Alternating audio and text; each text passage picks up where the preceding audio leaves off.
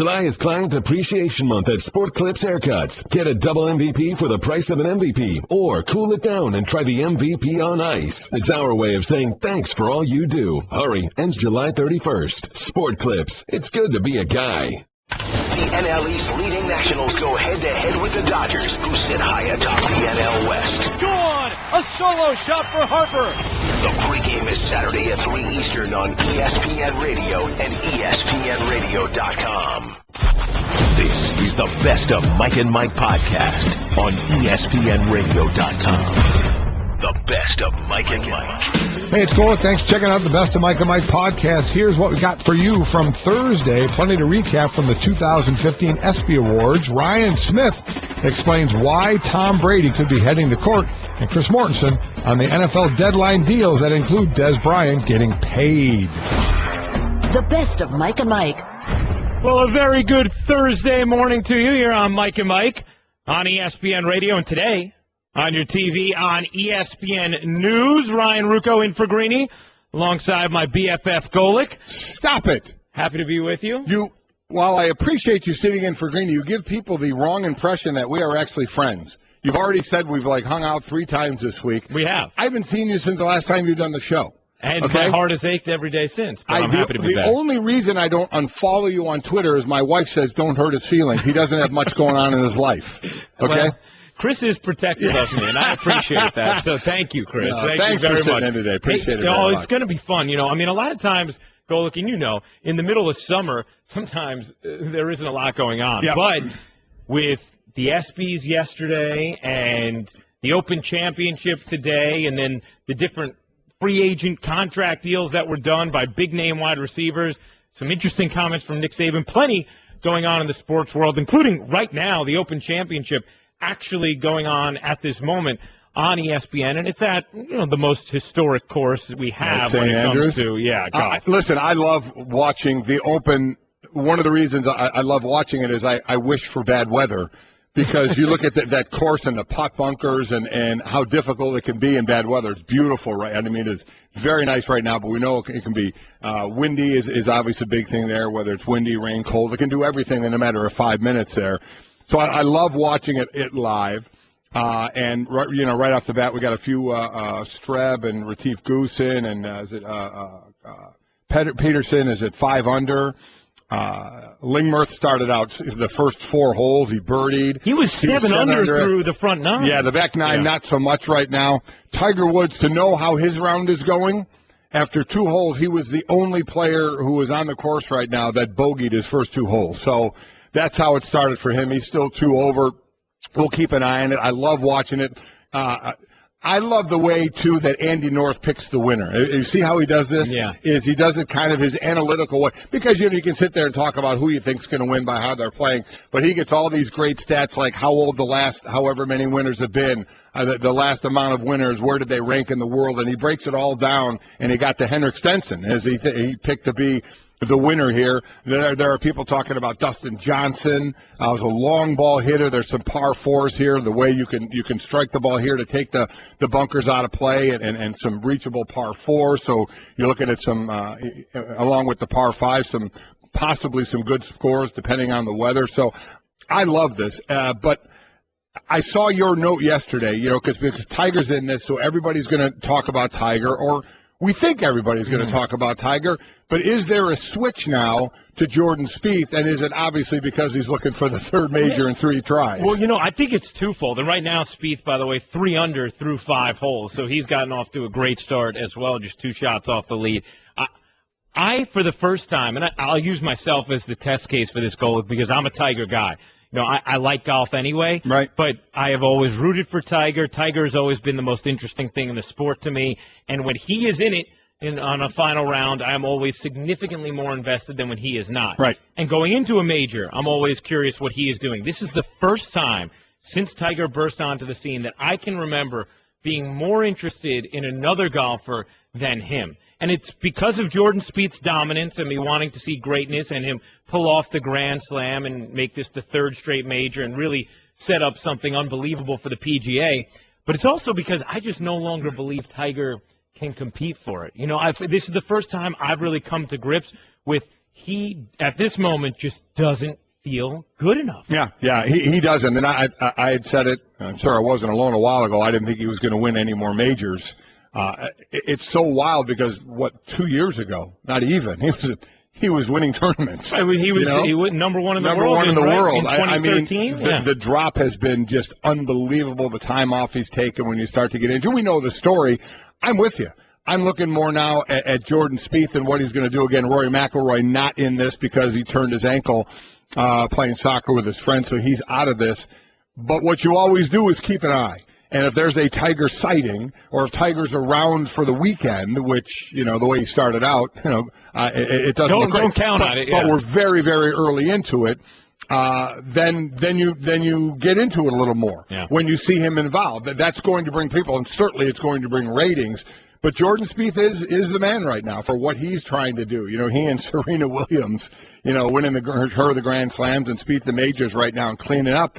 And can they finish the deal? Can Jordan Spieth do it out there? I think it's going to be tough. I think if you still say Spieth in the field, I don't think we're ready to say Spieth over the field. I don't think we're there, but he's a guy you're rooting for. Well, and look, there's different ways to grip people, right? One is being freakishly young and a talent. Another is being somebody physically who's a specimen we've never seen and having a certain magnetism to you. Or you could just keep winning. And if you just keep winning, you end up getting that same sort of star treatment because we want to see, well, just how much can you win? And I think that's the category that Jordan Spieth falls into. With Tiger, there was a certain, physical nature that we just hadn't seen on the golf course, right? I mean, he burst on the scene young, and he's also a freak, and we're looking at him saying, my gosh, he hits the ball a mile, and he putts like crazy, and you just hadn't seen anything like that before. With Spieth, there's nothing about him physically that overwhelms you, but he's won now the first two majors of the year, and we look at this and we say, all right, I need to pay attention to him, and he becomes a star because I want to see just how much he can win. Yeah, I agree. I agree. We all loved when Tiger was dominating. Now, I don't think that's ever going to happen again because it wasn't just on the course, it's what he did for golf as a whole, and I think golf was in a great place, so I don't think any young player is going to do anything like that, but certainly exciting to watch. And he is right now, but there's a lot of great golfers out there right now. So I'm hoping it's an excellent tournament. Right now, again, the weather looks pretty nice. It can turn at any moment out there, and that's what I like. I like when they're humanized a bit. It's funny. I was listening to Mike Tirico this morning because the cool thing about, getting up early to do this show is when you have a tournament like the Open Championship, it's already on as you're getting up. And Tirico was like, don't worry, we have you covered for the next 11 hours, So you turn into ESPN at any point throughout the morning, and you're going to be able to find the Open Championship. I thought Cerruti asked a really interesting question in her emails last night, and be curious to get people's feedback throughout the day, tweeting at Mike and Mike, at ESPN Golic, at Ryan Ruocco. What would be the more interesting story? Tiger winning one of the final two majors, or Spieth winning all four? What would get more attention at this point? I think that's a great question. I think there are a lot of people that have put Tiger aside. So if he were to come back and win one of the majors, right, then it's a comeback story. It would be incredible. But Spieth, what he's looking to do, I mean, you're talking a very, very, very, very short list. Either way, one thing you want to look at since 2009. That's why you can check after this first round. Since 2009, the eventual winner has been in the top 10 after the first day. So keep an eye, stuff like that doesn't always hold, but it's a sample for a few years now. So we'll see where the top 10 are and see if one of those guys is the eventual winner. Well, we will have our eye on that throughout the entire morning. Mike and Mike presented by Progressive Insurance. Last year, over 3 million drivers switched to Progressive. Call or click today and find out if you could save. So Golic, last night, a big night, the ESPYs, one of the biggest nights for our company without question, and for the first time on ABC, and there are so many, different awards that go out, and then there are those emotional stories that grip you. I mean, you find yourself in tears almost every year when you watch the ESPYs for sad reasons, for happy reasons. As far as the big awards go athletically, LeBron wins Best Championship Performance. Yeah, and he kept bringing up a couple of times to get this award for finishing in second. Yeah, right. Exactly. Second place. Yeah. I thought that was kind of interesting. Steph Curry wins male athlete. Ronda Rousey, female athlete. We'll get to her in a moment for what she said on the red carpet. Record-breaking performance. Peyton Manning won that. You mentioned LeBron. Best players, Odell Beckham Jr. from the Giants, his one-handed catch. The best game was the Super Bowl.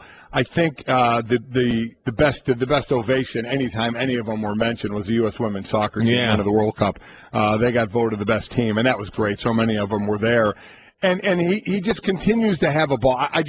Watching Rob Gronkowski do anything anymore is just hilarious. He would celebrate with his brothers when he got the comeback athlete. He won comeback athlete. He's in the first row with his brothers, and they're just a bunch of goofy guys having a good time. I mean, it's pretty wild to see. But there was obviously that sports side of it, and then as you mentioned, you get to the really the more serious side of how things go. But as far as the sports side, I thought there were some excellent moments. You get the icon of Derek Jeter. Yeah. I thought was very, very cool. And I thought Ben Affleck, talking about how Jeter's ripped his heart out with Affleck being a Red Sox fan the way he is, kind of doing the intro there, I thought was really good. And just listening to Jeter speak, he's still got it, right? I mean, everything that comes out of his mouth, it's just always on point. There are guys that professionally, when you put them in front of a microphone, there's guys like him and guys like Peyton Manning, that just are so professional in their ways of going about their business that you're never going to get. They may seem boring to people because you're not going to get that juice that you're looking for that would help a talk show at times. But they speak the way I always said you should. You speak in generalities. You speak about your teammates, and that's what those guys do. Two of the great leaders we've had in sports. The coolest photo I saw from last night's ESPYs, I think, was LeBron James Instagrammed it out. Him, Peyton Manning, and Derek Jeter, all in the same. What a photo. trio! I think it was like 39 All-Star appearances between the three. That's of them. Unbelievable. Yeah. I mean, what a grouping there when you get those together to have a picture of that. So that was cool. The sports side of it was good. Joel McHale did the monologue. He threw some zingers. He did. Some people thought he went a little too far. My thought is, it's comedy. It's supposed to be, have some fun, and laugh a little bit. Yeah. Some people feel he went too far in some of the things. Don't you feel like if you don't go too far on those opens, then you bomb? I mean, you have to go to that line and slightly across it. Otherwise, nobody laughs. Yeah, I think everybody expects a monologue at award shows to be zingers to some of the athletes that are there. So that's exactly what happened last night. Some of the skits were interesting. A-Rod got involved in a skit with Ken Jeong, the guy who played in The Hangover, just a great character actor that he is. So A-Rod didn't really speak, but it was all set up that he was going to come out and make a big public apology. Yeah. And the actor Jeong was the one kind of reading off sheets that had nothing to do with the apology everybody thought. He was apologizing for other things.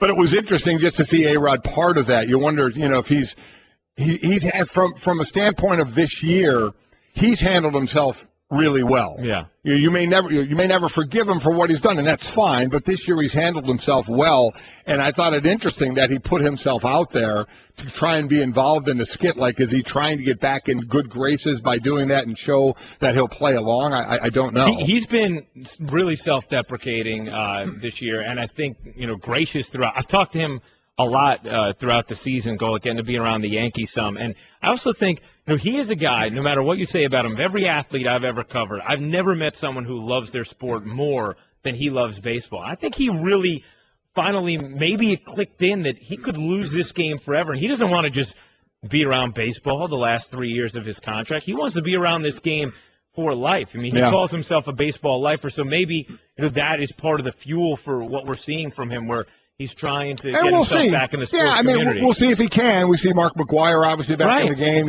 Bonds is like a consultant type person. So whether he will or won't, who knows? He's still got some more years to play, so we'll see.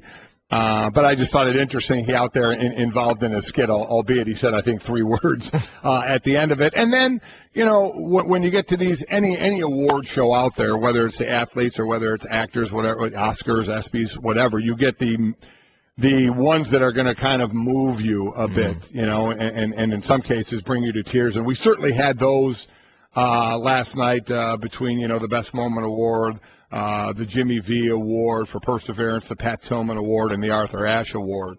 So I thought those were, and I didn't know the Pat Tillman Award winner was going to be Danielle Green. The connection I have with her is we're both graduates of Notre Dame. Mm-hmm. You know, when she went to Notre Dame, and then she was in the Army and she lost her arm while on a tour, and came back and talked about how she went back to South Bend after that, and now she's basically helps other vets who are coming back and dealing with their issues. So it was a great story, and she gave I thought a great speech. I thought that was a great job done out of her.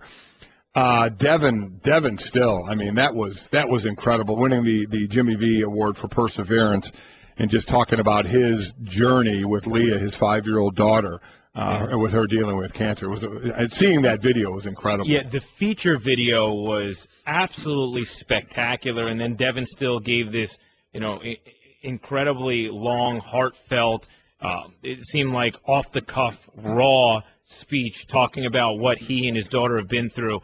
And then, as you'll see on ESPN News and take a listen to now, then he had a special message from a young woman who could not be there yesterday. I always used to dream about how I was going to be able to show you so much about life. But in the 5 years I've been with you, you taught me more about life than I could ever do. And I love you, and I'm just proud of the way that you've been handling yourself this past year. And my daughter couldn't be here, like I said, but she had a message for everybody. So I can't be here, everybody. But thank you for supporting me while I beat out cancer. Hey, everybody. Hey, Daddy. That again, Leah Still. I mean, if you couldn't hear make out what she said, "Thank you for supporting me as I beat up cancer." That's been kind of a line with Leah and her father, that she's going to beat up cancer. But she was 4 when she found this out, and one of the moving parts, you mentioned it, before the show, was the video that they showed, and it was getting ready to be her birthday, and she's asking her father, "Am I still going to have cancer when I'm 5?" I mean, it just tears your heart out hearing that. But to hear her say, "Thank you for support while I beat up cancer," then "Hi, LeBron, hi, Daddy." LeBron. I mean, that was a pretty special moment. It was a great video. And then the moment and we had Lauryn Hill's parents on our show yesterday, Lisa and Brent. They were nice enough to come on yesterday morning as we were doing, the V Foundation auction, trying to raise money, and Lisa talking and Brent talking about their daughter, and then last night, Lauryn Hill winning the Best Moment Award when she got out on that game, and talking about just wanting to be on the court to play college basketball, and getting that layup, which led to layups for Lauren, and all that has done. And then her mother did the talking last night as Dad Brent stood behind and listened, and that's just so moving to me, that story. It really, really is of just her perseverance and what she's done with the limited time she had left to help others and raise money and awareness. I mean, it's just as I've always talked about, you can deal with it any way you want. There's no right or wrong way, but she chose to be public with it and try and bring to light what she was going through to help the next person that has to go through it. Right. These stories that, as you mentioned, Golic, they tear your heart out, but then you find just incredible perseverance and inspiration and humanity and connection and emotion, and it all came to light in that room. And when you see the camera panning throughout the crowd, yeah, and you see people who normally are these pillars of strength just broken down, bawling, and there's something really beautiful about what you get to see on a night like last night, and some of the inspirational figures. And then one of the other powerful moments came with the Arthur Ashe Award as well, with Caitlyn Jenner being awarded it. And I thought it was interesting. You guys will be able to take a listen right now to Caitlyn Jenner addressing not necessarily her not being able to handle critics or people who hate, but the importance of it for the rest of people, especially young people, as they go through what somebody who's transgender has to. If you want to call me names, make jokes, doubt my intentions, go ahead. Because the reality is, I can take it. But for the thousands of kids out there coming to terms with being true to who they are, they shouldn't have to take it. She brought up, and it was brought up before on the red carpet as well, the number of transgenders that are take their own lives or that are murdered and bullied. And it certainly is, as Caitlin was bringing up, an unbelievably serious thing to talk about. I know a lot of people weren't that happy that she got this award. And I'll say it, if I had a vote on this, I would have given that award to Lauryn Hill. I would have. Now, that doesn't take anything away from what Caitlyn Jenner's done. We talked about this on the show. I have absolutely no issue at all, for, as she said, if you want to call me names or hate me, and there are plenty that have, it certainly wouldn't be me. More power to her for doing what she feels she needs to do to be happy now, the way she was living. If you watch that story and how, she was living a lie as she felt, and she had the courage to change it. And the feature they did was tremendous last It really night. was. She did have the courage to change that. Some people don't see that and don't want to, and that's fine. Everybody is entitled to their opinion. I thought it was great that she, just even at her age, 65, would still go ahead and do that and say, I need to be comfortable with myself. So give her all the credit in the world for doing that at that age and knowing exactly what was going to come upon her. But as she said, she can take it. But let's look at the bigger picture for those that are going through that, and let's understand what they're doing. So I give her all the credit in the world for that. But I know there are people that had an issue with that. I'm not going to, certainly wouldn't lose my mind over it. That certainly showed courage what she went through to do. As I said, I would have given that to Lauryn Hill, but Lauryn Hill was honored as well, as should be. So they were both honored. So we got to see a couple of great stories there. With Lauryn, there's just nothing like watching a parent talk about the loss of a child. I mean, for any of us, I have, for anybody to have children, it's just one of the most brutal things it would have to be in the absolute world. So that was probably the toughest moment for me, because there was the one up there of, Caitlyn Jenner was there, Daniel Green, while lost her arm, was out there helping people. Leah Still is still fighting, and hopefully things go well there. But, the Hills lost their daughter in this battle. That was a very, very tough one. But those are always incredible moments because they're incredible stories. And I think really I like what the night is about as far as that is concerned. The best of Mike and Mike. Mike and Mike. People always say, well, deadlines will get deals Yes. done. And that's what we saw yesterday when it came to Demaryius Thomas and when it came to Des Bryant. Each wide receiver getting a 5-year, $70 million deal. Now, Demaryius Thomas gets $43.5 million guaranteed. Des Bryant gets $45 million guaranteed, but it has a slight caveat.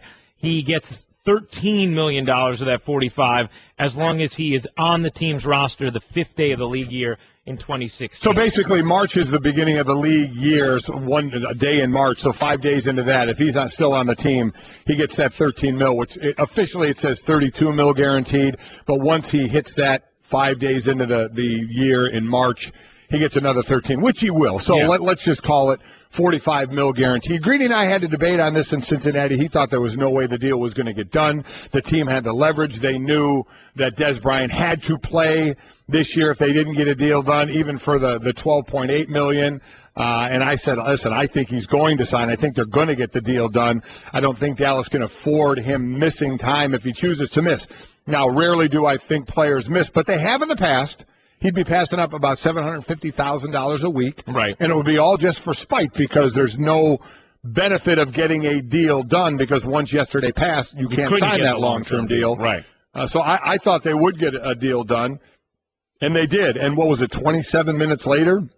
Demaryius Thomas got his deal done. They're virtually the same deal, which leads to one of the topics we'll get to in that collusion word. But I'm glad they got these deals done. We'll get into Justin Houston as well, the outside backer for the Kansas City Chiefs, because I know people will bring up the fact you're paying this big money for wide receivers, for pass rushers. Does it get you anywhere? When we're looking at past Super Bowl champions, when's the last one where we had a great, one of the best wide receivers in the game on the team when you start going back? Yeah, I mean, you're right. All-time great, no. But if you think about the Packers wide receiving core with Aaron Rodgers, I mean, Greg Jennings was unbelievable. No. I get that. But Dez and Demaryius, you look at what they've done on the last 3 seasons. Des Bryant, 600 receptions. Demaryius Thomas, 3rd. Receiving yards, Des 5th. Thomas, 2nd. Receiving touchdowns, Des 1st. Demaryius tied for 2nd. They're 2 of the top in the game right now. No, you're right. Do we see a T.O., a Randy Moss? No. Do you put that amount into a cap, your cap number? Though I'll say this, This is the weird part about the cap, at least for this year. Right. If they played on the tender, it would have been 12.8 against the cap, correct? Yes. So think of the deal and how it's structured. Des Bryant got $20 million signing bonus. $20 mil. So $20 million signing bonus in a 5-year deal, do the math. That counts as $4 million a year. That's how you break it up during the year. $4 million a year for each year of the signing bonus spread out over the life of the contract. His guaranteed salary this year is $3 million. Add the $4 million for the prorated signing bonus. His cap number is $7 million this year. Now next year it'll go up. He's guaranteed, I believe, $9 million plus add the 4, you're up to $13 million, and it will go up. But a lot of times players don't see the end of these contracts. That's why they want to get a lot of the guaranteed money in the first few years of the contract, because the last year here you see players whose cap number is like 25, 28 million, and you know there's no way they're playing for that, so you have to work on restructuring the deal. So these guys love to get that guaranteed money in the first few years of the contract. That's how it worked out. Cap number works out good for a team. Money obviously works out good for a player. And, by the way, you want these guys on your team. And I know there are going to be those that argue, well, you shouldn't pay these guys that kind of money. Well, number one, that's the market right now. And all of a sudden, for every team to say we're not going to pay the market, you want to talk about a collusion threat against them. And so I understand to a point when people say that, but it's the market for it right now. To pay these guys. It doesn't say you have to. I'm not saying just because it says the market you have to do it, but that's what these players are going to say. Wait a minute, this player's getting this player's getting this. I'm in this area compared to him, so I should be getting this. And you know what, Golic? I mean, the cap went up significantly this year, and it's due to go up even more next year. Trying to look up the exact numbers because I know. But you're right, because it's kind of like the NBA. You know, we talk about the money that went out in the NBA. 2 years from now, the cap is going to be so much higher in the NBA. So the big deals now, that money won't seem as bad against the cap. So a big number against a cap, like a Justin Houston will be, won't seem as big next year or the year after that. It'll still be big. Don't get me wrong. Right. It's still going to be big, but. You got to pay other players, too. You can't just pay the quarterbacks. The quarterbacks are the most important players on the field.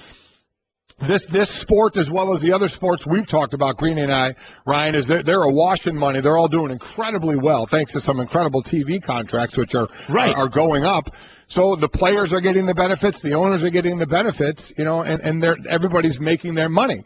So once you set a market for something, you kind of go along that, and that's kind of what's going on here. And honestly, does $14 million a year seem that unreasonable forget just wide receiver, one of the best playmakers in the NFL? When you talk about Des Bryant, I put him a tick above Demaryius Thomas, both outstanding. Right now, I believe Calvin Johnson's 16 hit, and then you have these two. You have these guys averaging 14 a year. Now again, the cap hits something different. But you're looking over the life of the deal, what it comes out to the average they get paid. But teams look at it as a cap hit. That's how they judge these things and how it can help the team. What we show, if you're watching ESPN News, is their average per year based on the whole number. Right, and the cap hit is not necessarily that, right, on a year-to-year basis because, like you said, they'll backload the cap hit. And but so this year, Golic, the cap went up about $10 million to $143.8.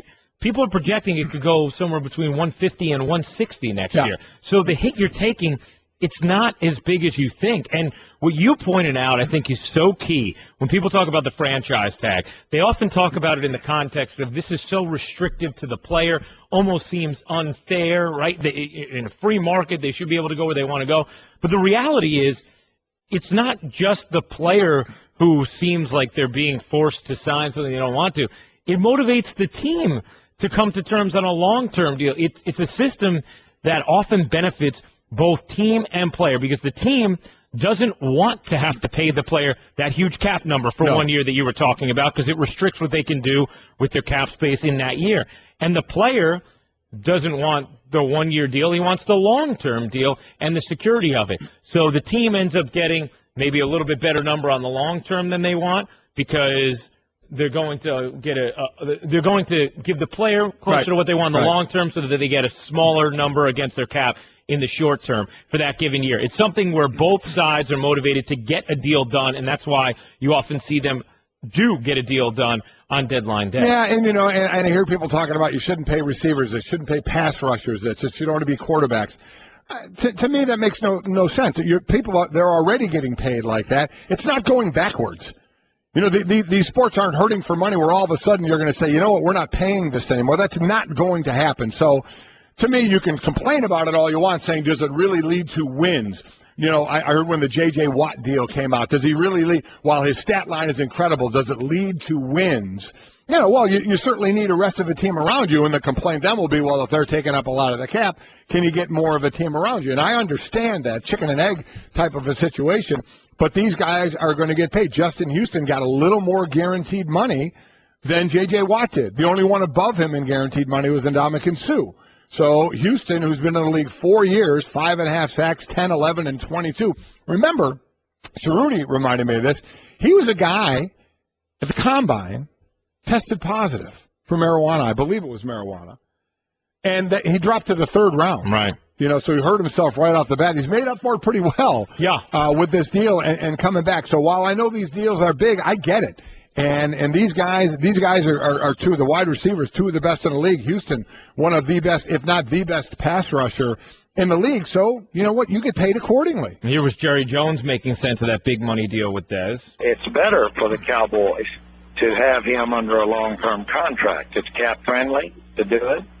It helps us have more flexibility under our cap, but more importantly than anything, it shows everyone, none any more important than Dez, how much we believe in him and how much he's a part of the success we hope to have. You want Dez Bryant on your team. I mean, Dez Bryant had a, you know, when you're hearing that he's got to have someone follow him around or be with him, you know, you kind of say, are you kidding me? It's supposed to be a grown man who's struggling, you know, with maturity issues. And from all signs, it points to he certainly is getting better in that respect, and he's dominant on the field.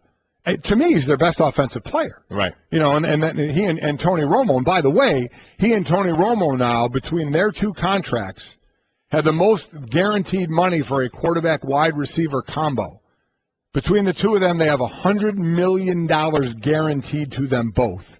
Next is $15 million less with Stafford and Calvin Johnson. So they're well above everyone else as far as a duo and guaranteed money. And I agree. You can't just keep living on the franchise tag. I can see why it's used. Players loved it early and hate it now. They don't want to be tagged. But at the end of the day, you want to get this long-term deal done because it can be cap-friendly for the team for a few years. And believe me, everybody understands the back end of some of these contracts. They'll never see them.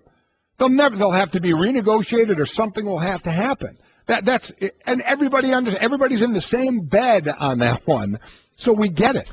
And the other thing about Romo and Dez being the highest paid wide receiver quarterback tandem, Golic, you know, a lot of people will say, well, but they're not the best wide receiver quarterback combination in the league.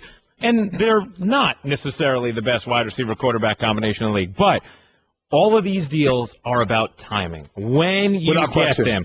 Somebody else is going to be more highly paid than Dez Bryant. Next year and the year after that, somebody's going to top them. And the quarterback who comes up is Joe Flacco. When he gets his deal, that's why at that moment he becomes the highest paid quarterback because of the timing. That's exactly right. The next quarterback will pass him, and the next quarterback will pass him. Completely correct. And Flacco, remember, turned down a deal, bet on himself. Justin Houston did the same thing last year, turned down a deal and bet on himself. And I'd say he rolled the dice pretty well there. And you want to talk about it, not normally the best quarterback or receiver? Now, they're a pretty impressive duo. Yeah. You know, again, Dez Bryant had 16 in the last 3 seasons. He was first in receiving touchdowns over the last 3 years. So he's pretty darn good. And, you know, throwing the ball, Tony Romo, I think, is pretty darn good as well. So they're number 1 at $100 million. Stafford and Calvin Johnson, pretty nice battery, number 2 at $85 million. Number 4 is Matt Ryan and Julio Jones at $75 million. Again, another nice battery. Yeah. You know who's third at $83 million?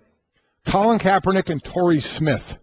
Now, no one's going to put them in any category of the best battery, but that goes to your point of timing. Right. The timing was right for them. It's worked out. So there they are sitting at number 3. And we should mention Justin Houston, the outside backer for the Kansas City Chiefs, signed the highest contract in that team's history with $52 million guaranteed. Again, only Ndamukong Suh has more guaranteed money on his deal. Houston's total deal is $101 million, but don't look at that number. You look at the 52.5 that is guaranteed. And a lot of people probably understood the Demaryius deal and the Dez deal. Maybe they don't quite understand the Justin Houston deal. Here was Adam Schefter saying why it was a no-brainer for both sides. It makes him the highest-paid player in Chiefs franchise history, the highest-paid linebacker in NFL history, and the second highest-paid defensive player in NFL history. It's a no-brainer. You sign the deal, and the Chiefs feel like they're procuring a player who last year had 85 pressures on the quarterback, was constantly in the backfield, an elite pass rusher, and when you have an elite pass rusher, teams want to keep him. Not always about the sack, though he had 22, a half a sack away from tying the record. Right. When you hear 85 pressures, those can be just as important because they can lead to fumbles, they can lead to hurrying the quarterback to an interception as well, or just a bad play by the offense. So he has great worth, even though it is a lot of money. But then I want to get into the collusion thing really quick here. But really quickly, let me tell you this: Justin Houston got $52.5 million guaranteed in his contract. We just went through NBA free agency, right? Yeah. And he's considered the best pass, 22 sacks, led the league in pass, a great pass rusher. 11 the year before, 10 the year before that. 43 over the last 3 years, sacks, 52 guaranteed. 21 NBA players got more guaranteed money than Justin Houston this summer.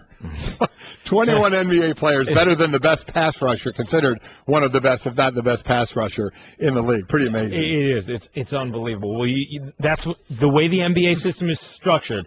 The good player gets bank. Yeah. And the great player actually gets capped far lower than they would. When their worth would be more open. Yeah, absolutely. So you mentioned the collusion thing. Yesterday there was a report that if there weren't deals met, the NFL Players Association was going to seek collusion charges against the Broncos and the Cowboys if there weren't long-term deals. Saying those two teams talked to one another about the two receivers who were about in the same boat and thinking, the union thinking there was collusion to, if they didn't sign, to not give them the deals that maybe they deserve. So there was going to be a we think you're colluding here if these two guys didn't sign, but we know that didn't happen. Right. Here was Jerry Jones addressing it.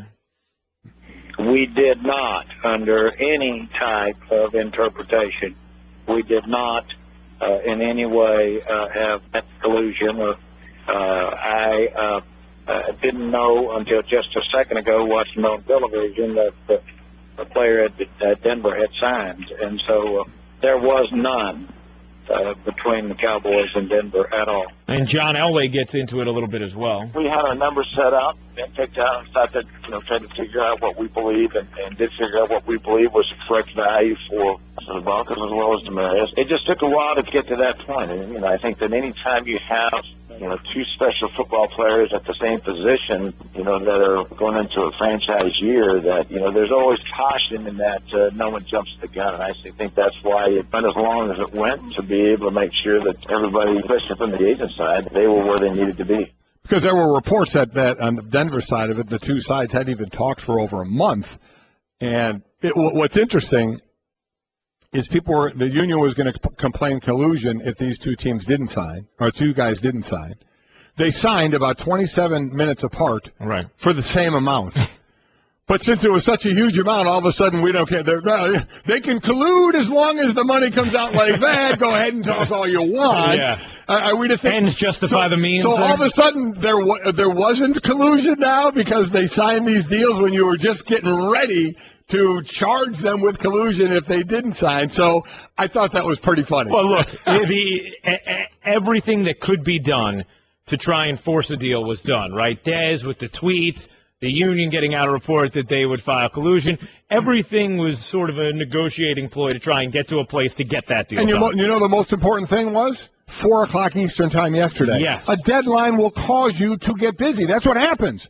You don't have to do things a week ago or a day ago. You have to get it done as long as – here's the thing. You knew what the parameters – you had the Calvin Johnson deal kind of there. So you kind of knew the parameters. You just want to work it out so the player gets a nice guaranteed amount and you get some good cap numbers for the next couple of years. That's what this is all about.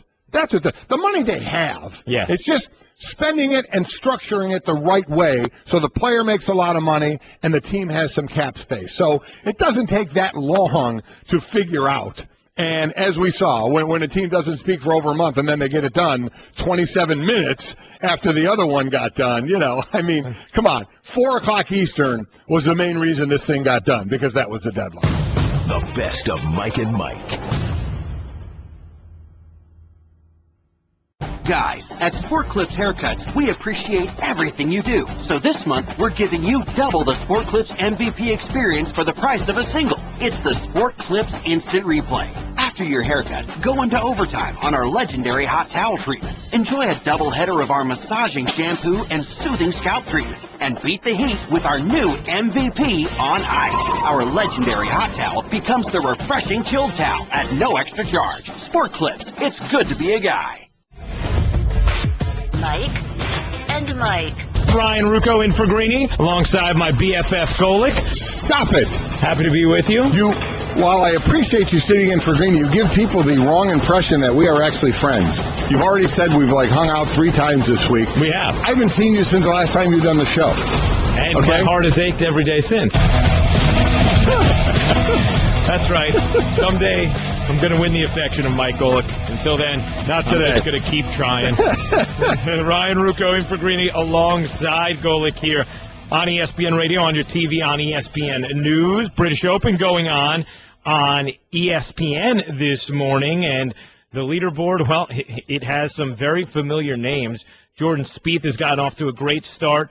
He is 6 under through 12 holes. So is Dustin Johnson. They are tied for the lead. And that is SportsCenter, brought to you by JCPenney, the men's store at JCPenney. Styles that are sure to fit every guy's look and budget, like Stafford, Jay Farrar, and Van Heusen, all available at JCPenney. So, Golic, Nick Saban made some news yesterday with some interesting comments that then prompted a very interesting response from Plaxico Burress. Here first was the head coach of Alabama. We're talking about a young person who has to deal with a lot now. We had 6 guys in this situation this past year and 11 the year before.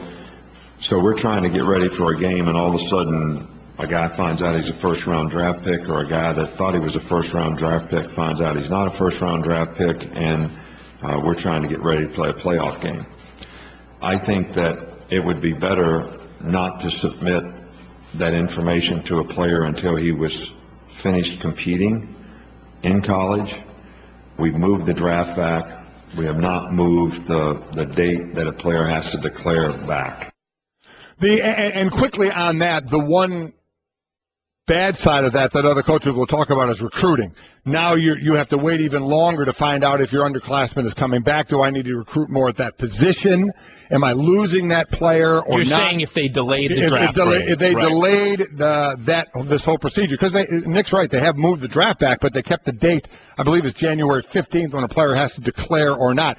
And what he's talking about, for those who may not know, underclassmen who can leave for the draft can submit to the NFL, give me a projection of where you think I will go.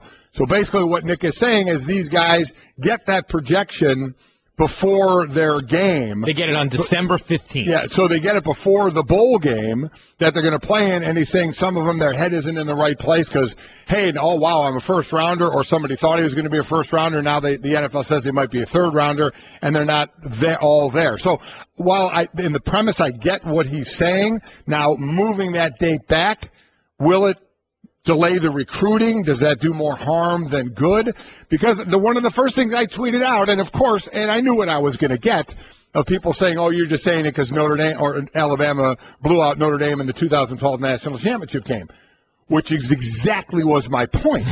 Yes. Which is exactly, believe me, I was there. I know what happened. So I didn't say this because it's sour grapes to Nick Saban. What I'm saying is you heard him say we had players like that this past year, 11 the year before that, who were in that position. Well, in 2011 and 2012, you won back-to-back national championships. And each of those years, you had to deal with underclassmen who got some information, a Donta Hightower, Dre Kirkpatrick, a Trent Richardson, a Julio Jones, a Marcel Darius, a Mark Ingram. So you had it then, but you were winning national championships. So, and I even tweeted, I said, unless he has said this before, I have never heard him say, maybe I'm not sure where some of my players' heads are. So did he say it when they were winning national championships? That was my point, because people are jumping on him saying it's an excuse. I never said it was an excuse, but I did bring up what I thought was a fact, and I was waiting for people that were coming at me on Twitter. I was saying, let me know. Let me know if I'm wrong. Let me know if in 2012 or even after that, 2013, he said this same thing, that there's a problem. My guys are worrying about that before getting ready for a national championship game. I don't recall him ever doing that, and that was my point. Now it's an issue, or he's bringing it up, which it very well may be an issue. But he's bringing it up, but when they were winning national championships and had underclassmen who were getting projections from the NFL, he didn't say anything then. They were winning titles. So I'm just wondering why we're hearing it now. That's the question I brought up on Twitter. All right, the phrase is that's not a good look, right? I mean, it's not a good look. It looks like sour grapes. You lose the game. You're trying to find a reason why. Well, you know why? It's not my fault. It's not my players' fault as far as their performance goes. It's actually something else in the system that messed with my players that we couldn't control. It does look like sour grapes, because where were you when you were winning all these championships? And you know what? The other part of it, too, for me, Golic, when you're a head coach, isn't it your job to manage distractions, too? I mean, it is. I mean, I can understand, and I think it's a totally reasonable discussion to have about whether or not the timing of this does affect how players protect their bodies in these big games, and maybe it's not the best time for them to know their draft grade because they go into a game thinking, I don't want to get hurt, I'm already projected as a first-rounder. But there are always things that can get in a player's head, and it's your job as a coach to find that motivation to bring the best out of them on that stage. Nick Saban, to me, is a great coach. Nick Saban, to me, has had a dominant team in Alabama, which I don't think is as dominant now, but certainly was. But he's also a guy who brought this up, and remember, he's also a guy who brought up the fact that he wants to slow down fast play for the safety of the players, which nobody believed when a couple teams came into, in his conference that are playing at a high rate, at a high speed. So there are some head scratches there for a guy who I'm not sure why to bring all that up. He's a great coach that has great teams. Now, one of his former players went at him about this. We will tell you who that was next. Plus, this Tom Brady going to court. That's next on Mike and Mike. The best of Mike and Mike. Mike and Mike. Golic, we were just talking about Nick Saban and his complaints about how getting the draft grades, as his players did, he thinks can sort of make it hard to keep the his players' minds focused. If the yeah. players are thinking about that instead of the game that's coming up. It's been like this way for a bit now, and he thinks with the draft being pushed back that maybe that should also be pushed back. And I think there's some validity to that. I do understand. It's a reasonable conversation to have. It's a reasonable conversation to have. How will it affect recruiting? It takes longer now to not know if you're getting that player back. You're in the last parts of recruiting because signing day is in early February. So there's that to consider as well. So would changing it be worth it to what that may cause as far as waiting on that player to decide in how would it affect your recruiting? The problem is the timing of Nick Saban doing it. It sounds like sour grapes. You don't win the national championship. You lose in the semifinals to Ohio State. And why did you lose? Well, because my players were unfocused because of the draft. And of course, he said it's not an excuse. He said he addressed that, said it wasn't an excuse. But there are those that will say, we heard him talking about, nobody believed him about player safety and speeding up play. And when he talked about that, and maybe we need to back that off, people jumped on. Listen, he's a lightning rod for that because, you know why? Because he's successful. Yeah. He was the big bully on the block. I don't know if Alabama's still one of the best teams, but they went through that stretch where, couldn't be beat. It just could not be beat. Now we've seen him, give up a lot of points, have a little more issues scoring. So still one of the better teams, but not that bully on the block, and that's what he's been. So whenever you're that, you'll get a heck of a lot of arrows thrown at you. And no doubt about it. And Plaxico Burress took to Twitter to address Nick Saban's comments from yesterday. And Plaxico Burress played for Saban at Michigan State. Said, I was a 19-year-old kid. The man that recruited me to play for him looked me in my face and told me a lie. Saban looked his players in the face at the Michigan State football facility, said he wasn't leaving, I'm committed to the program, and was gone the next day. True story. Nick Saban actually told me I was a second-round pick. I recall Nick Saban telling me to stay in school, finish what I started. I wasn't a first-round pick, and he left for LSU before the season was over. The kids are just chasing a dream that you were. Yeah, that's what Burrow said at the end. He said, listen, these kids are chasing a dream just like he said Nick Saban was when at LSU, had his time in the NFL as well. Greeny and I have talked about this an awful lot, about how coaches handle the situation of leaving one college for another and just how the situation they're in, of how do you say it? If it's not happening, you give the illusion it's not going to happen. But as soon as you say as soon as you say something definitive, that line is in the sand, and then if you go the other way, you're labeled a liar. I think coaches are in a tough situation. I have an issue. I think now, and I think players should know that now, that just have the expectation that if your coach is considered and you know this going in, these kids are way smarter than I was coming out of high school in seeing the landscape of college. You know who the coaches are that are talked about every year going to the NFL or going to a different job. So, and if your coach is one of those guys, the expectation is he may leave, no matter what he tells. Now, would you like them to be honest and say, I'm not sure I'm going to be here? But that would be an ugly recruiting thing. It would be the truth, but, that might hurt your recruiting because you may still be there if this other job doesn't work out. So why are you going to cut your nose off to spite your face and tell the top recruit, I may not be here? Then he may not come. Right. So you say, I'm going to be there, and then once the other job works out, then you're gone. It seems ugly. It absolutely seems ugly. Nick Saban's not the first or the last to do that. I tend to have a problem when they do leave if they don't tell their team and just kind of take off. It's always a horrible situation there from the end of the season to the bowl game. There's all that time, and then does the administration want that guy coaching a bowl game, or just be gone? It's a horrible time where coaches are stuck between kind of a rock and a hard place. I don't want to give an excuse for them because you would like to expect out of your players something you do yourself, and that would be honesty. But it's a tough thing. I mean, do you expect a coach who is maybe thinking about another job but still on the recruiting trail? Do you think he's going to say, well, you know what, I'm kind of looking at this other job, so I may not be here if you come here, but I may. It's a tough situation. So I don't. What's the answer to that?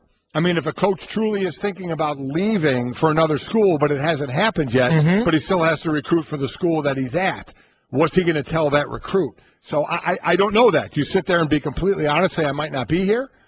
Should it just be up to the player to kind of buyer beware on the school you go to, thinking that guy might be gone? It's a tough situation. But as a player, let's not kid ourselves either. When everybody says you should pick the school, not for the coach, oh, come on.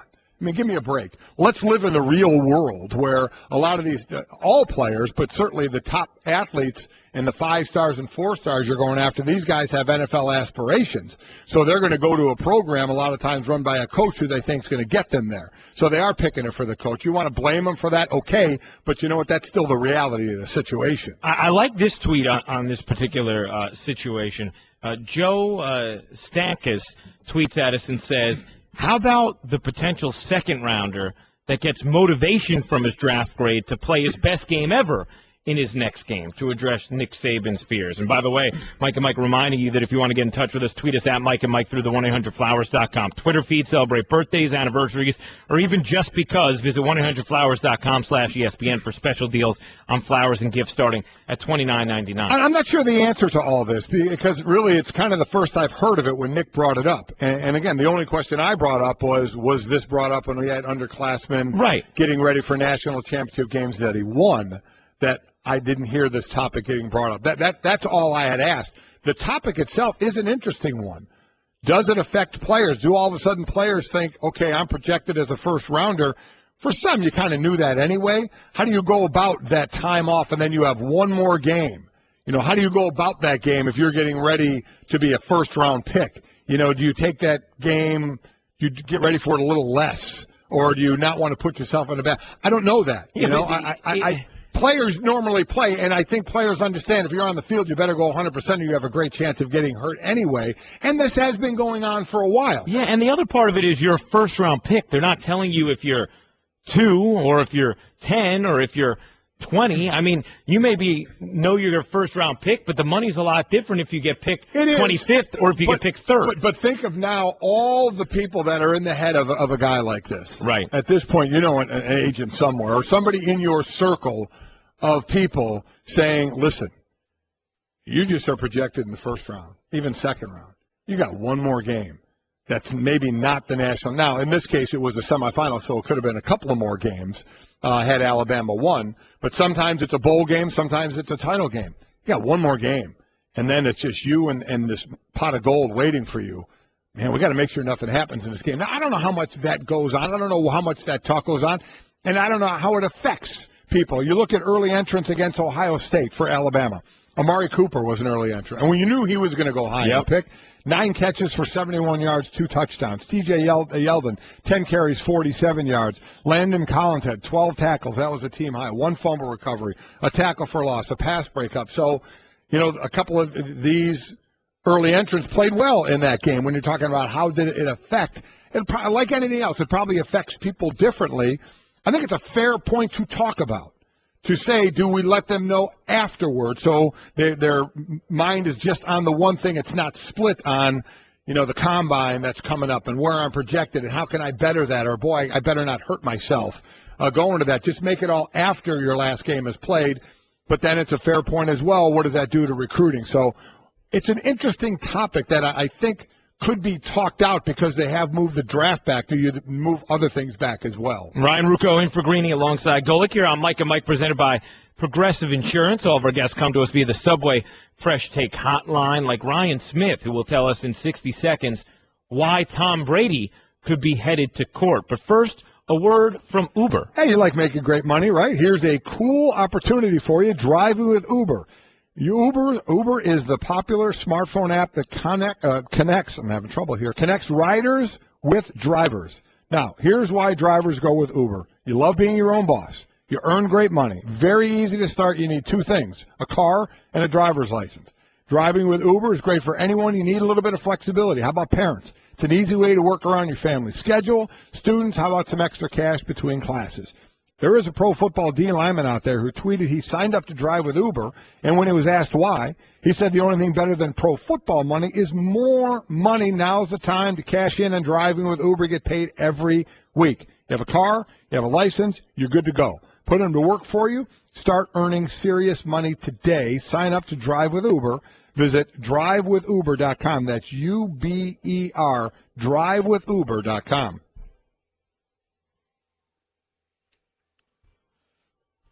All right, Ryan Ruocco in for Greeny alongside Golic here on Mike and Mike. Hope you're having a lovely Thursday morning on ESPN Radio, on your TV, on ESPN News.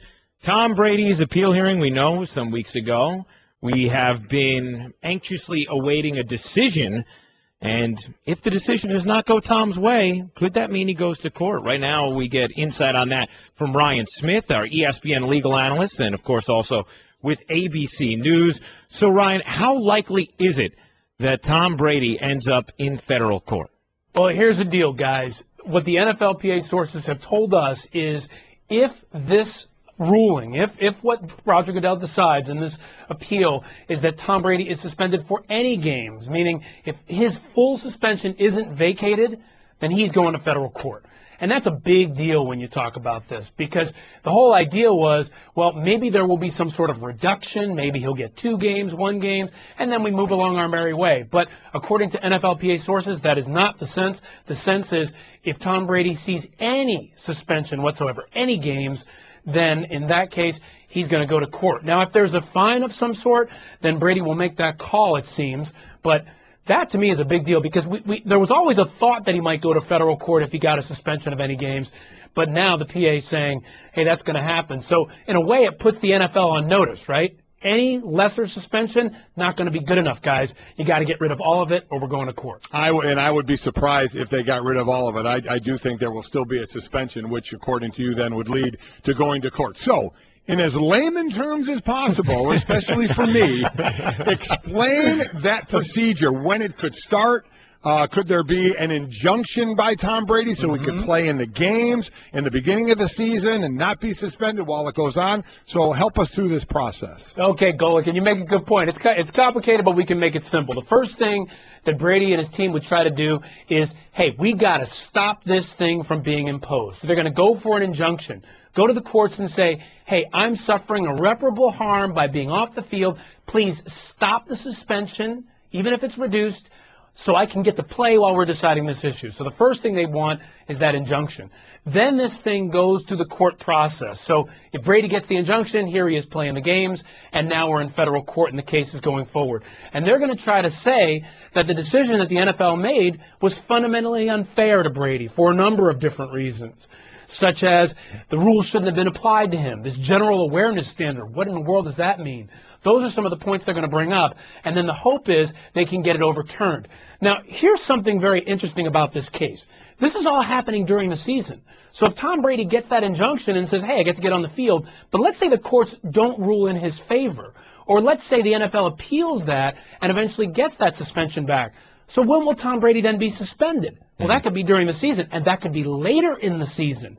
So do you want to have that suspension served games 1, 2, 3, 4, or do you want that served weeks 13, 14, 15, and 16? Do you know what I mean? It's in a way, that's a decision that might have to be weighed in all of this, but even that lesser suspension, if Tom Brady loses, could be imposed later in the season. I'm talking with Ryan Smith, ESPN legal analyst, and also with ABC News. Ryan, here's what I'm wondering. Yeah. Now, obviously, there are federal laws we all have to abide by, but when you are part of a union in a league and you are part of a collective bargaining agreement, which Tom Brady is, I mean, how do the rules, which the standard of evidence they use in order to punish in the league is not the same standard of evidence we often see in federal court, how would that then apply and transfer over to federal court where Brady would even have a case? Well, that's the tough thing. Usually there's a high burden to winning any kind of case outside of arbitration, because the way the law likes to look at this is, hey, you guys have collectively bargained your particular deal, so we don't want to get involved. So when you bring it to federal court, you are going to have to really have a great argument in order to get a suspension overturned. So what Brady's got to do, and you saw the same thing in the Peterson case and the Rice case, decisions didn't go their way, they took it to federal court, and ultimately, depending on how you look at it, they were successful in a certain way. So the standard there is going to be very high to win that case. And you've got to prove that on some basis that this was just fundamentally unfair, that it goes against what they call the law of the shop, that you can't have rules and decisions that are made that are unfair. Let me give you an example. One issue we think they're going to raise, according to sources, is that this punishment was inappropriately applied to Brady. And Golic, you can help me with this. One of the arguments they might make is, hey, when players are given manuals at the beginning of the season to talk about, you know, what rules they're supposed to follow, one of them isn't, well, the football should be only 12 PSI and you have to watch out for that. So if he didn't know about it, should it apply to him? Then another one's going to be, well, generally aware. They say he was generally aware in the Wells report about this particular scheme to deflate these footballs. What does that even mean? Am I generally aware that I'm on air with you right now? You know, so that has to be resolved. Yeah, I think I am, but I can't be sure. See, that's the kind of stuff that they're going to try to play out in court and say, guys, this doesn't make any sense. In addition to the typical argument that, hey, he shouldn't have served as arbitrator, and, hey, this suspension, I mean, where did this even come from? There's no precedent for it. So those are the kind of arguments they're going to try to bring in to try to win this case. Okay, Ryan, opinion time now. Now you gave us all the facts of this. Now opinion, since you've been following this and know which direction it could be heading. Is there a chance, and I'm sure Patriot fans just in the immediate future, can Tom Brady play in week 1? What are the chances, do you think, if this, let's assume there's still a suspension, so it's going to go to court. Could Tom Brady, do you think he would be successful getting an injunction?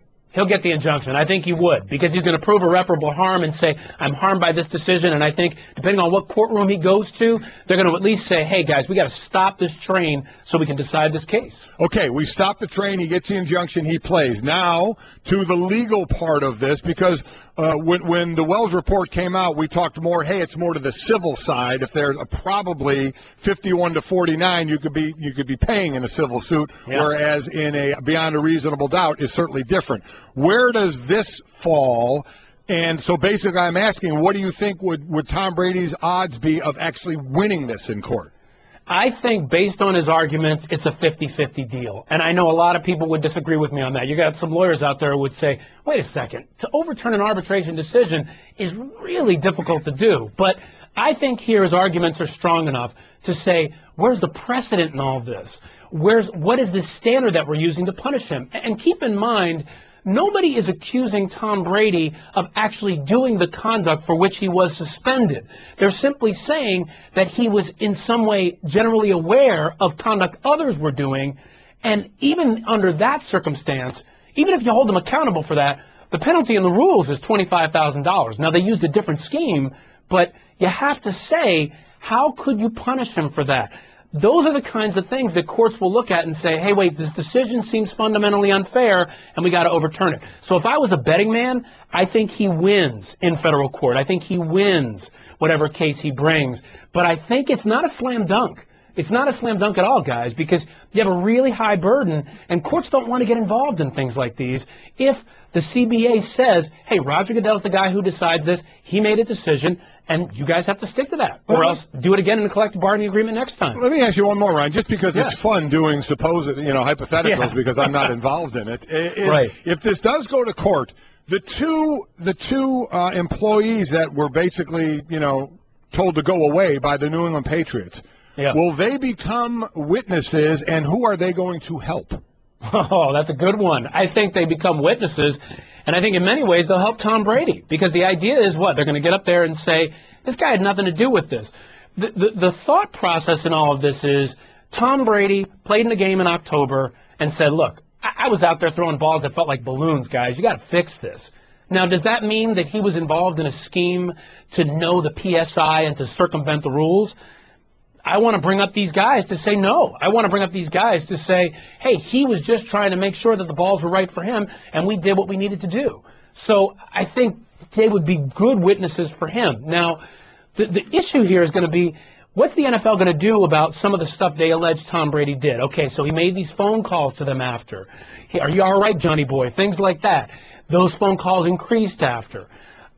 The question is he asking about the scam and trying to conceal something, or is he trying to help out a guy who he works with who seems to be in the crosshairs? So I would like to bring in those guys if I'm Tom Brady's team and say, hey, guys, tell them your story. Tell them the fact that in my mind I didn't cheat, and I simply went out there wanting balls that worked for me on the field, and you guys did what you had to do.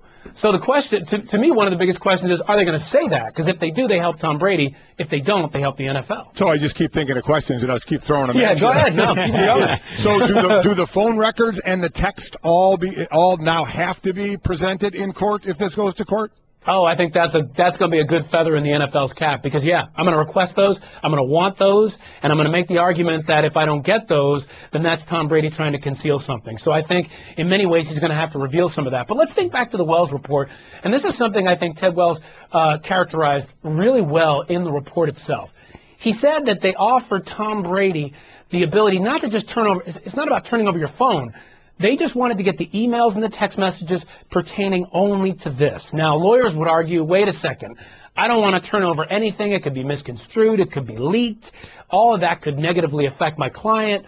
But when you look at this scenario, you have to wonder, maybe he should have done that. So I think if he goes to court, I wouldn't be surprised to see a scenario where he turns that stuff over. Because at this point, right, Tom Brady is saying, I didn't cheat. I didn't do anything wrong. So, okay, turn over that information, and only that information. Nobody's asking for the phone, just turn over that information. Now, I wouldn't be surprised if he wants to fight that, but I just wouldn't recommend that he does, because if you've done nothing wrong, you don't have anything to hide in that way, and you're not giving everything that could sort of get out salacious details or other things on your phone you don't want out there. Ryan, terrific information. I'd like Ryan to just remain at my beck and call the rest of the day. If I keep thinking of questions, I'm just going to keep calling you. What about any question, Golic, what you want to eat for lunch, what you're going to wear tomorrow? I got you. Thanks, Ryan. Appreciate the time. The best of Mike and Mike. And now, for Geico's edition of Stuff Found in Your Car, we go inside your side door pocket. Hello, yes, the crumpled receipt with gum in it. From your anniversary dinner, you sprang for expensive wine, your server was Beth. That dinner was a couple $100. Money you could get back if you switched to Geico and saved hundreds of dollars on your car insurance. I bet you'd save that receipt. Frame it even. But really, where did I go wrong? Was it the corkage fee? Geico. 15 minutes could save you 15% or more on car insurance. Visit geico.com today. The best of Mike and Mike. Mike and Mike. Let's chat with Chris Mortensen, our NFL insider, joins us on the Subway Fresh Take Hotline. You know, Chris, we see the deals that got done yesterday when it comes to Demaryius Thomas and Dez Bryant. I want to start with Dez. Was there ever any real concern or real doubt as to whether or not a long-term deal would get done?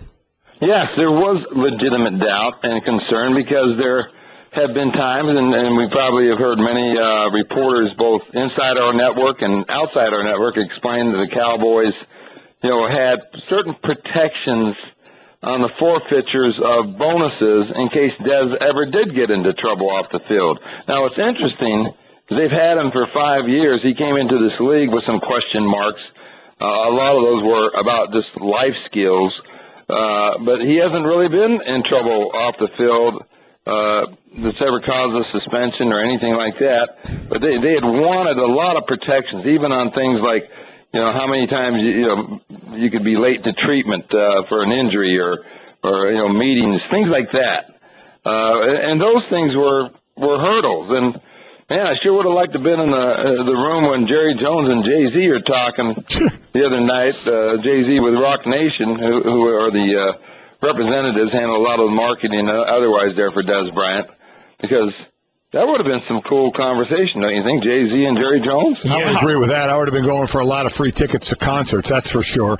As far as these deals, Mort, both 5 year, $70 million deals, structured a little differently with how the money is paid out. But for teams, were both these deals both beneficial? Obviously, the players get a lot of guaranteed money, but how beneficial to the teams as far as cap numbers? Well, yeah, I mean, listen, they were beneficial. And I'll use Dez Bryant as an example. He gets a $20 million signing bonus with this deal. His franchise tender, if you remember, would have cost the team, was counting $12.8 million against this year's cap on a 1 year deal. With this $20 million signing bonus, they now get to prorate that amount over 5 years. 5 into 20, Mike, you're at Notre Dame. Oh, yeah, it's $4 million, right? $4 million. Okay, so now it counts $4 million along with his $3 million base salary. His cap number now for this year is $7 million instead of the $12.8 million. So they pick up quite a bit of money just in cap space on doing this contract. Now, if they should decide to cut him, which they're not going to do next year, whatever that cap, that bonus money would accelerate into a specific year, which is why those guarantees are pretty firm. And so, therefore, yeah, teams can help their salary cap. You look at the Denver Broncos. They don't get Demaryius Thomas signed. They're having to choose next year as to whether they're going to franchise Demaryius Thomas or Von Miller. Yeah, that's a good point as well. And so, that's why things happen with deadlines. That's why we got these things. I think we saw these deals come in. I do believe that Dez Bryant would have missed a couple of games. And if you say a couple of games with the Cowboys, you're talking about games against the Giants and the Eagles. Those are their first two games this season. We'll never know because basically we're cynical. He'll never do that. But there were different mechanisms that still gave him some leverage there. At the same time, I think both sides, in each of all these cases came out great. Obviously, Justin Houston came out marvelous with the Kansas City Chiefs, and deservingly so. They're all great players. Talking with Chris Mortensen on the Subway Fresh Take Hotline. I want to get to Houston more, but just, I guess with Houston in mind, but also with these two receivers in mind, is there more of a willingness to pay bigger money right now because of the expectation that the cap is going to continue to go up the way that it did this year? Yeah, that certainly is it. But these teams have a lot more cap space than maybe what we presented as, because they're now able to carry over. You have cap space from the previous year that you didn't use. You're able to carry over to the next year. That's why these people talk, these quarterbacks are eating up all this cap space. Hey, the cap in a year or two is going to be $160 million plus maybe more. And so I'm sitting there saying, well, the quarterback's eating up $23, $24 million of $160 million plus. You telling me you can't manage the rest of your roster on $125 million?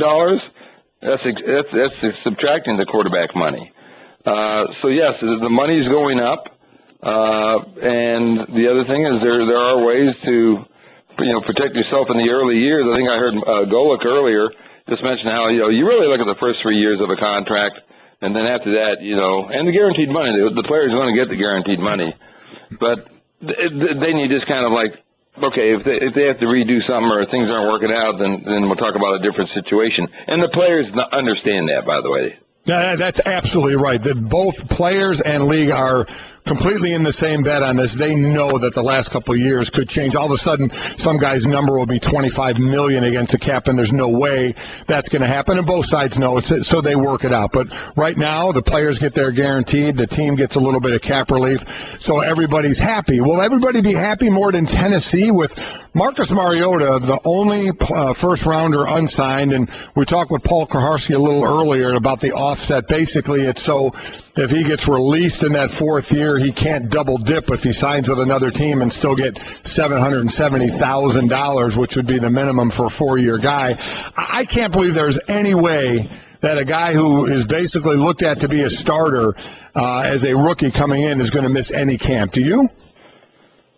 No, I don't, but I'll say this, and I did read the story, and Steve Underwood is back as CEO of the Titans, highly respected in this league, and I think the organization is happy that he's in that position as CEO, president.